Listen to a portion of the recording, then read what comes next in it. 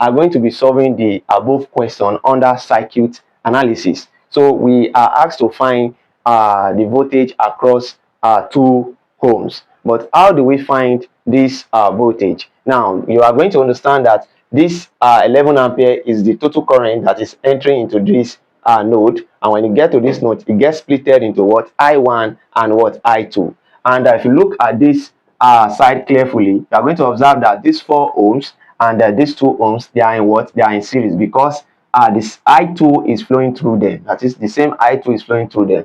And I've said this in my previous video that when resistors are in series, the same current flows through them. All right, so how then can we find our V0? For us to find V0, we need to find the current that is passing these 2 ohms resistor. All right, so how do we do that? Now what we are going to do is we are going to be applying current division rule. But how can we apply that? The first thing we are going to be doing is we must first add this resistor with this resistor, because they are in series.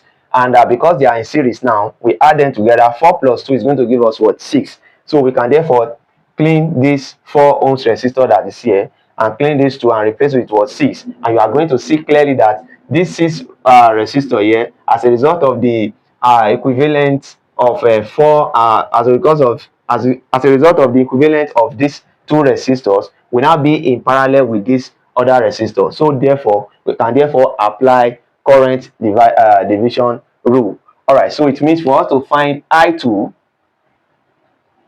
this will be equals to what? It will be equals to 6 all over what? All over 6 plus 4 plus 2. I don't just want to write 6 directly here, so I want you to be seeing it clearly. 4 plus 2 is 6. I can just write 6 plus 6.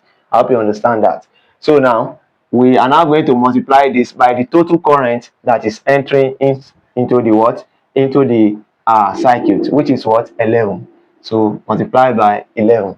All right, so I2 will be equals to 6 all over what? 12. Then multiply by what? 11. All right, so I2 will be equals to 6 divided by 12 is 0.5, and 0.5 multiplied by 11 is going to give us what? It's going to give us 5.5.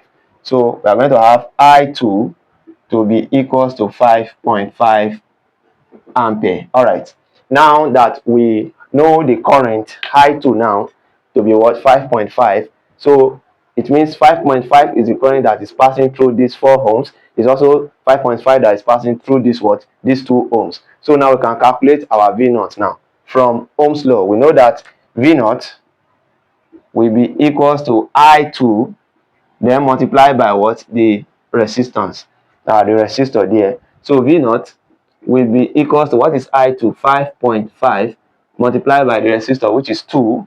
So this now will be equals to what? 5.5 multiplied by 2 is going to give us what? 11 volts.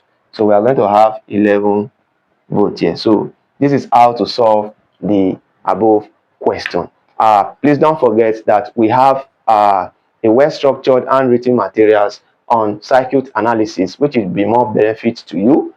And we also have other materials for other courses, which is also beneficiary to you.